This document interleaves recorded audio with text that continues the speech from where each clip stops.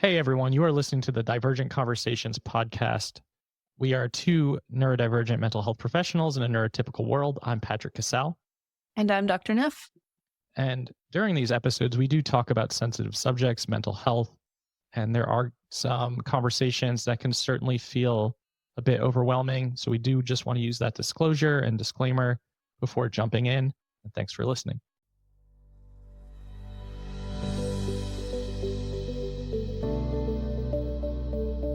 All right, everyone, welcome back to Divergent Conversations. Last week, we covered everyone's a little bit autistic. Today, we are going to cover everyone's a little bit ADHD, or everyone's a little bit ADHD now. So, yeah, fascinating conversation, because I think we are seeing more and more statements out in the world about neurodivergence in general. And we know that autism and ADHD dominates a lot of the conversation, but it is something that we definitely are seeing more and more of. Yeah. And that I see this a lot in clinical spaces. Everyone's ADHD now. Or anyone who's offering kind of a social critique of our society or social media or parenting. It's like, yeah, well, everyone's ADHD now. Right. Yeah, because we have so much going on at all times. It's obviously like it's easy for people's executive functionings to struggle. It's easy to feel distracted. It's easy to feel overwhelmed. It's easy to feel like forgetful, for interests to change. And yet, I would not agree with that statement that everyone is a little bit ADHD. Yeah. And we're probably also getting less patient and more impulsive. I was thinking the other day about how, do you remember as a kid? Okay, yeah, you're not that much younger than me. Did you ever wait with a cassette player and a little tape recorder and listen to the radio waiting for your favorite song to come on so you could hit record? Yes. Think about how much patience we needed just to listen to a song we liked. And now it's just let me go find it on Spotify. Immediate gratification is baked into our society in a way it never was before. That's true. Immediate dopamine hits, right? At the touch of a button. Yeah. I mean, think about rewinding VHS tapes, having to rewatch a movie is awful when you rent it from Blockbuster and then you had to rewind it. RIP Blockbuster. But it was awful. And you have to leave your house to go get a movie. Yeah. So it is true that distraction, focus, impulsivity. Yep. So I know distraction and focus are getting worse. I would guess impulsivity and patience is also going down. Yeah, I think as we see a deterioration of patience, right? Because we live in a society that demands so much for us and is so overwhelming from all angles. If we're having media consumption in general, that impulsivity would go way up, but also irritability would go way up as well. Even though I'm pointing down, I mean up, because as patience goes, as your executive functioning takes a hit, as you have to juggle more and more and more, irritability, spontaneity, impulsivity, book the trip, get out of here, let me take my life for a week. Empathy is also going down. That's not connected to ADHD because empathy isn't an ADHD trait, but just, there are ways that society is shifting and in ways that overlap with ADHD traits like distraction, focus, inhibition. Right. Yeah. Which is not the same thing as everyone is now ADHD. It's more people are struggling with distraction and focus. And perhaps some of the ways we support ADHD might also support those folks, but that's not the same thing as being a little ADHD or everyone having ADHD now. Yeah. And again, similarly, in my opinion, to the autism conversation that we had last week, it feels dismissive. I think it feels dismissive to those who are truly ADHDers who are struggling so much to figure out how to get through their day with their daily living and their executive functioning and their attention spans and their time perception. And they're like, what the hell? I'm trying so hard and I don't believe that everyone else is experiencing this the same way. Yeah. It gets back to it's invalidating, it's minimizing when folks hear that. Yeah. So because you're just having the same experience as all humans. And part of the shame of that a lot of us carry is I can't people like the other people. And so then when we hear, well, everyone's struggling with this, it's well, then why am I when I look at other people, why am I struggling more if everyone's supposedly struggling with ADHD now. Yeah, exactly. And then you really start to internalize that, because then it's like, well, it's just got to be me.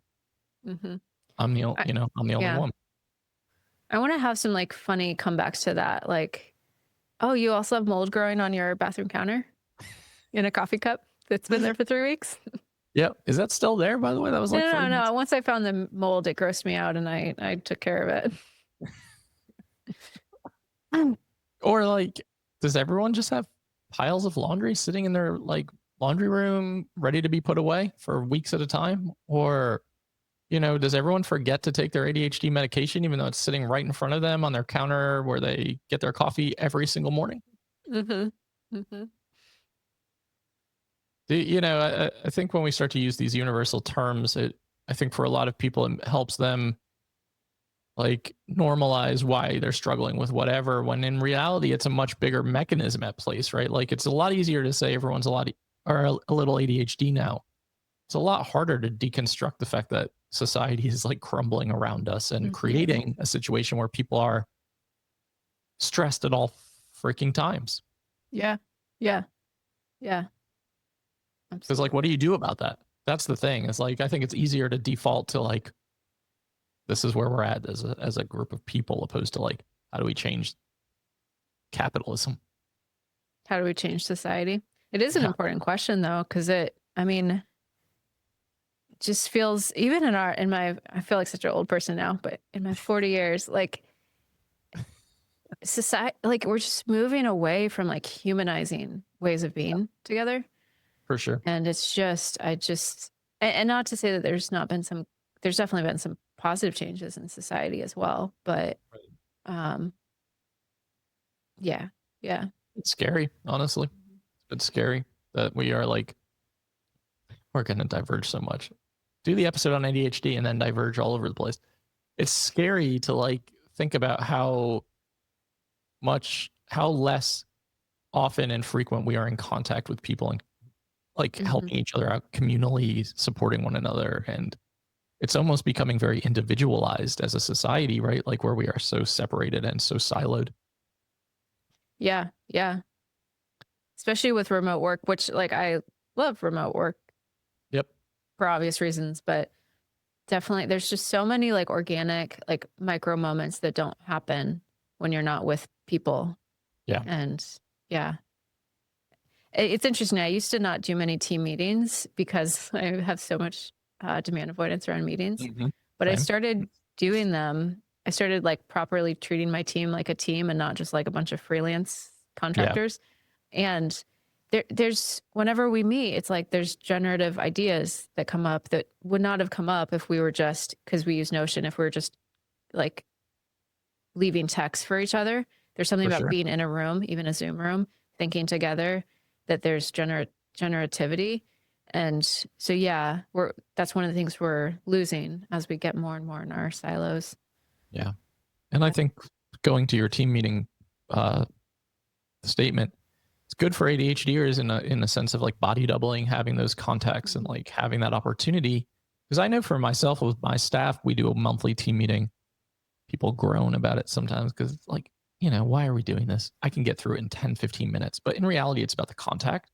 And then, like you said, generative ideas that can come from just having contact, having that space together, even though it's virtual, is super important. And my ADHD therapist loved that, because it's like, here's an accountability measure so that I can support myself with like body doubling or parallel like work together in general, and just ensuring that I can stay on task, because the tasks are piling up at all times. Yeah, absolutely.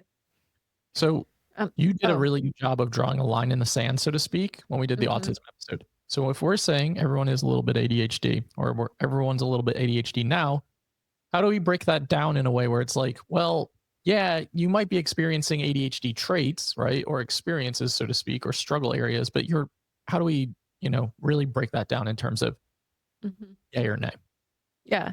So this, like, where I would go, and this is not language that, it's always such a tricky, it's a paradox, right? Of, so talking about like functional impairment, that's not the most like neurodivergent affirming language.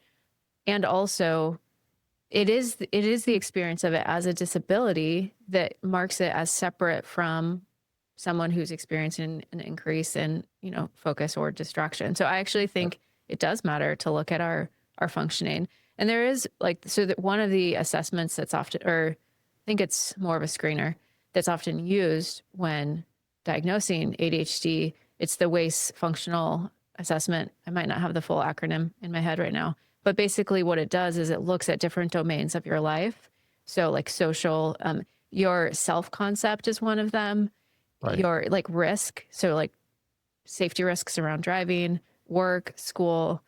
And so it's looking at how much are these traits impacting your functioning. And I think that becomes a really important piece of it to look at when it's, Sure. is this ADHD or is this ADHD traits? I also think the context matters. Like, is it part of baseline experience? Because it is a neurodevelopmental condition, right? So is this always been part of your baseline experience? So we can go back to childhood and see it. Or is this something that has emerged as your context has shifted? Now, of course, if someone has a lot of compensation strategies or masking, we might not see the struggles until the stress exceeds kind of that person's capacity. And so you might not see a lot of the struggle. Like in kids, you might not see it till middle school, till they're like changing classes. Or I know for many women, it's when we become moms that's when it becomes really apparent, because all of a sudden the stress of what we're holding, it's like the wheels come off the bus. But those are some of the things that I would put on if we're drawing a line, I'd put over here. What about you? Yeah, no, I would agree 100%. And I think that is a really important distinction. And looking at it through that lens of like how much impairment is going on in all of these different domains, because straight traits and symptoms of any, a lot of these struggles that we're mentioning can be exacerbated based on environmental conditions that have nothing to do with neurology. It's just the fact that like life is really fucking chaotic and really stressful. So when we're seeing an uptick in like distractibility and focus and spontaneity / impulsivity, executive functioning struggles because you're juggling multiple jobs and trying to raise your kids, like, again, that doesn't mean that you also have a neurodevelopmental condition, right? Like, or a neurotype that meets ADHD criteria. Mm-hmm. Yeah. Neurology is important in this, and I think that's the piece that's missing. And I think, like, to continue off that, undiagnosed ADHD is really dangerous. It's really dangerous in the sense that if it's undiagnosed and unsupported ADHD, it'll often show up in mental health conditions, in substance use, in risk-taking behavior. That, right, we have more car crashes, we have and so if someone's having distraction and focus issues, but it's like, it's not, it's not a dangerous thing. Right. Then that feels like a different experience. But yeah, undiagnosed ADHD is not something to mess with. No, it's super dangerous. And that's a good point. I like that you used the car crash example, because like if you're having distraction and focus issues, that doesn't mean that you're going to like dopamine seek and weave in and out of traffic and speed up at times that you shouldn't, or not pay attention to certain like road signs, or completely miss certain things that are happening around you. Just might mean that you're like leisurely driving down the road and you're just out of it. If through the day you're struggling mentally, but there's a lot of impulsivity with undiagnosed ADHD, and there's a lot of unfortunate outcomes too. I mean, I know for myself, that's what led me to an ADHD diagnosis, was just impulsivity and just making really bad decisions, and really honestly self-destructing my own life, like, and imploding it. Yeah. Yeah. And a lot of self-medicating, a lot of unfortunate coping. Yep. Yeah. Yeah. Always thinking the grass was always greener too. Always thinking that. Yeah. I was always like, let's just move. Like, let's just leave. Oh my gosh. Oh my God. Wait, So I still do that. You stopped doing that? I still do that, but I think it's more romanticizing now, like opposed to like, this is really going to change my like everything is going to change if I move to Seattle tomorrow. Like it sounds like such a good idea. Let's look at houses. Like let's put the plan in motion.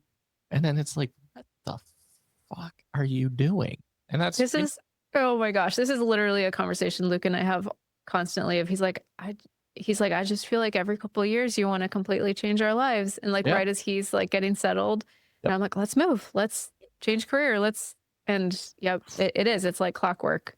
Our partners, man. I mean, like Ariel values security and stability so much. And the first couple of years of our marriage, I was just like, all right, so I think that what we should do is I should take a job in Seattle and we should move to the Pacific Northwest. And I've checked out all of the things. It's going to be so much better for us. Like the weather's going to be better and it's going to be fun. There's so much to do, great restaurants.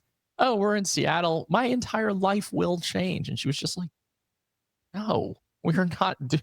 Like, I'm not uprooting my entire career so that we can move to Seattle where we've only spent 3 days. Whenever I like travel somewhere, I always get the desire to like, if I'm having a positive experience, move there. Cause it's like, oh, I can see my life here. And you're right. It's that idealized life. Mm-hmm. We've talked about romanticism on here so much with the ADHD experience. And yes, anytime I travel and it's like, oh, look how enchanting this is. And I could be sitting in the square, reading, writing, drinking wine in Spain, like doing whatever. Life would be so much better. Mm-hmm. I mean, honestly, in some ways it probably would. But yeah, I've done that my entire life. Yeah. Whenever I have this experience, and whenever when I move to a new house, it often is better because like it's like a blank canvas. And so it's easier to create some healthier habits. And then after about a couple months, I'm like, dang it. Like I followed myself here. Like my energy. The same me. It's the same me. And now this place has my energy all over it. And my like, some of my unhelpful habits. Yeah. Yeah. We trick ourselves into thinking that it's going to be different. And we pay the ADHD tax a lot of the time too. Mm-hmm. Yeah. I mean, well, I can't tell you how many vacations, Airbnbs, hotels, flights, things that I've impulsively booked because it was going to make my life better temporarily because I was seeking dopamine so badly. And I know for a fact that it ties in directly to my gambling addiction. Like ADHD and my gambling addiction, they loved each other. They were like best friends. Oh, I'm sure. I mean, so much stimulus, so much dopamine, so much. Yeah. They've, oh God. So looking back from that lens, it's like, damn, what a destructive path that I carved for so long. Yeah. Yeah. I realized like my belly got a little bit uncomfortable saying that undiagnosed and unsupported ADHD is dangerous or destructive, but like, I do feel that. Yeah. And I think, I've lived it. Yeah. So have I. And I see it all the time and partly that is part of it I think so many of us, it's interesting. We talk a lot about late identified autism, but there's also this last generation of ADHD adults, again, especially women and genderqueer folks, where it's like, oh my goodness, there's things in my past I have so much shame on. And if I had known this, like maybe not all of that would be different, but I could have done things differently. And I think there can be a lot of grief and shame in that. I know I have some of that. I definitely think there's things about my past that would have been different if I'd had support around the ADHD. 100%. Yeah. I have quite a few friends who have discovered their ADHD later in life who are probably in their 40s, late 40s now, and women specifically. And they're really having a hard time of making sense of it, of like, if I had only known and not been called like anxious or needy or clingy or been misdiagnosed with personality disorder or whichever, whatever the diagnosis was. And it's hard to watch people unpack that, and have that grief about, and the shame that comes with it, and the RSD. Yeah. Or relationships that have ended. Like, I think that can be a really common. Yeah. Pre-discovery, like I definitely tried to blow my marriage up the first year. Like I was so reckless. I made so many bad impulsive decisions. And honestly, like I said, that's how I ended up with an ADHD diagnosis, because I worked at a crisis unit, and the psychiatrist on staff was talking to me one day. So I was reading books on like self-help for divorce. It was so weird. I'd go in and be like, "You gonna round today?" And he would just be like, "What do you think we should do?" I'm like, "I don't fucking know." But anyway, I was telling him about like grass is always greener, always looking for the next thing, always like chasing something that doesn't exist. And he's like, "Dude, go get an ADHD evaluation. You need to do it immediately." And I was like, "Okay." And yeah, the rest is history. That's so interesting. Because the restlessness was showing up in your marriage. It's impacting all parts of my life. Yeah, really negatively. Yeah. Yeah. Yeah. Yeah. And yeah. I know we've talked about this, but for me, that diagnosis, like that discovery, didn't really make, like, I was like, okay, this makes sense, like why I do the things that I do. And then I just kind of left it at that. I would never really deep dove it. I never really thought much about it. And I think, another misconception that we might talk about in this series is like ADHD only impacts young white boys, and so for me, that was my own ableism coming into play of like, yeah, that makes sense. It's just like, that's what happens to young white boys. We are ADHD. Oh, interesting. And autism so that a lot more than ADHD did. Yeah. Yeah. So you didn't get like curious about it because it was like, yeah, this is what happens to. Interesting. Yeah, I was like, oh yeah, this makes sense. Okay. Yeah. I had a similar experience in the sense that the first like neurodivergent condition to be discovered and diagnosed. Well, you don't diagnose neurodivergent conditions. That sentence got weird. The first thing that became aware in our family was when one of my children was diagnosed with ADHD at age, 6 or 7. And I just didn't get curious about it. I attributed it to, there were some complications at birth and complications that we know increase likelihood of ADHD. So I attributed it to that, but I didn't think, I didn't go down the, which parent did this child get it from? I read some or I tried to read ADHD parenting books and couldn't get through them. Thank you, ADHD. But I just didn't get curious about it. And then when we started talking about autism for the same child, that's when I got curious. And I was like, looking back, maybe it's partly because I was just so overwhelmed. I think I had a 6 and 3-year-old at the time. Sure. But it's interesting that it didn't trigger my curiosity either. Yeah, that's a great point. I mean, I don't know. We spend so much time on this podcast talking about autism and late in life autism discovery. We don't spend a lot of time on ADHD. We almost glance over it. And I wonder why that is. I've wondered that too. Is it because it feels less formative for us? Is it because we have harder relationships to it? Is it a mix of both? Because I'm curious about that too. Yeah. Yeah. It's not become, even in writing this book, right? It is, I struggle to get through ADHD books. I can read books on autism, but I lose my focus on ADHD books. And I was like, it's not become a special interest in the same way that autism has. And I just wonder why. And if you're listening and you had the same experience and you're AuDHD, I'd love to know, because I don't understand why that feels that way to me. Mm-hmm. I've tried to unpack it. I've tried to think about, I do a lot of trainings for group practices about autism and supporting autistic therapists and AuDHD therapists, but never specifically ADHD. I think, okay, I'm having a thought come to me as we're talking on this. I feel like ADHD doesn't make my autistic experience less, in the sense that I don't feel like I don't belong in autistic spaces. Right.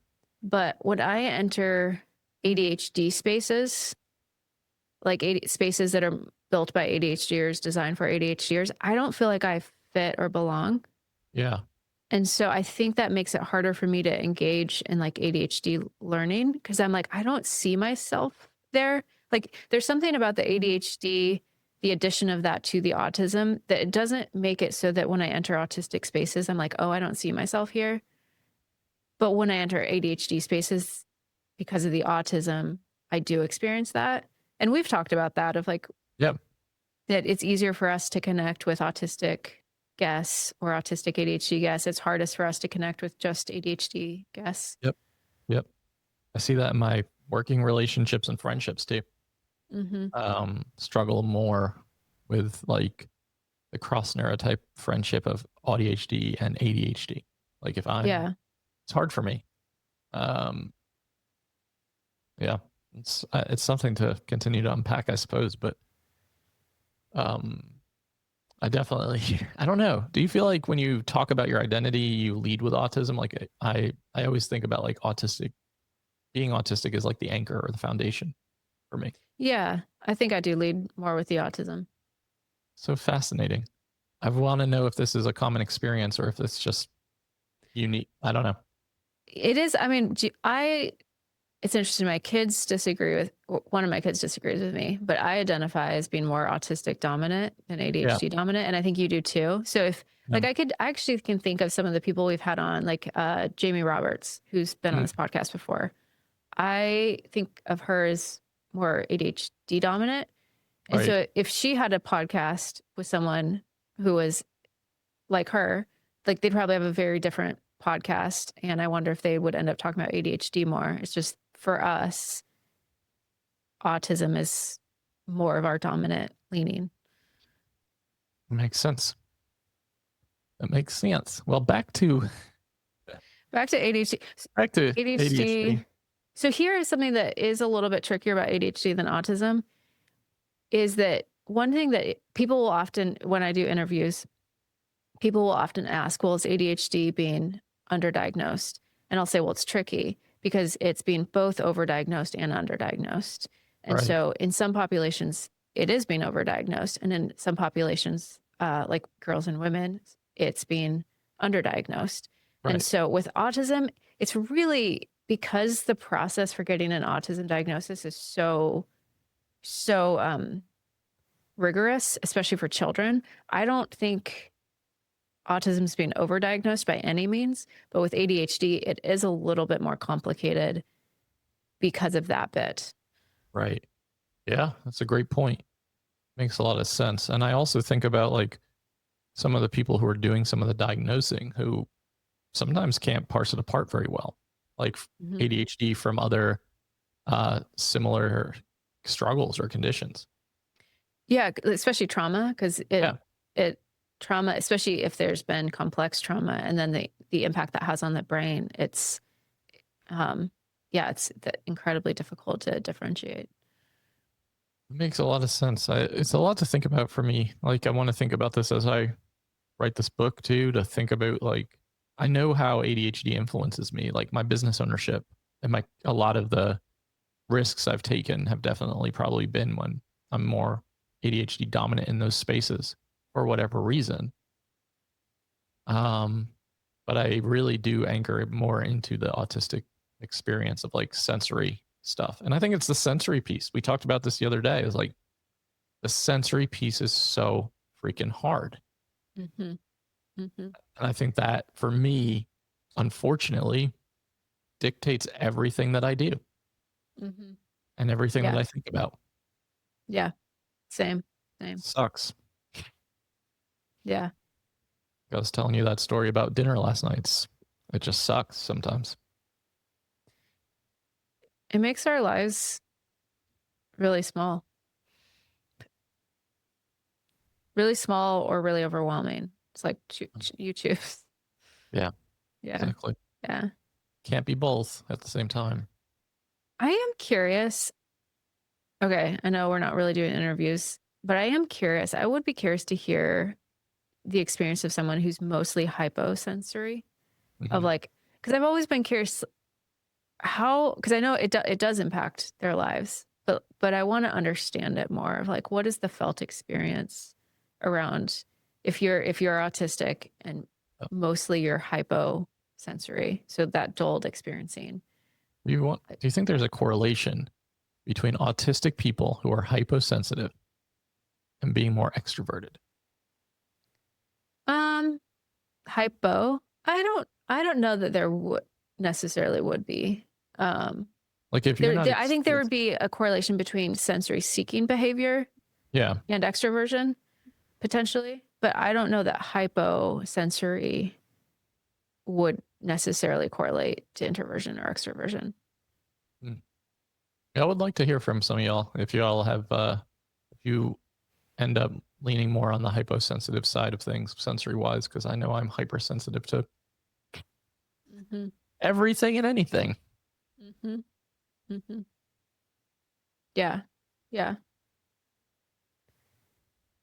How did we start talking about autism again? I think we say this every time we do an episode. Sorry, y'all. There's a lot of great ADHD podcasts out there, so we're not one of them. We're not one of them. We're great for our AuDHD. Oh my gosh, AuDHDers. ADHDers.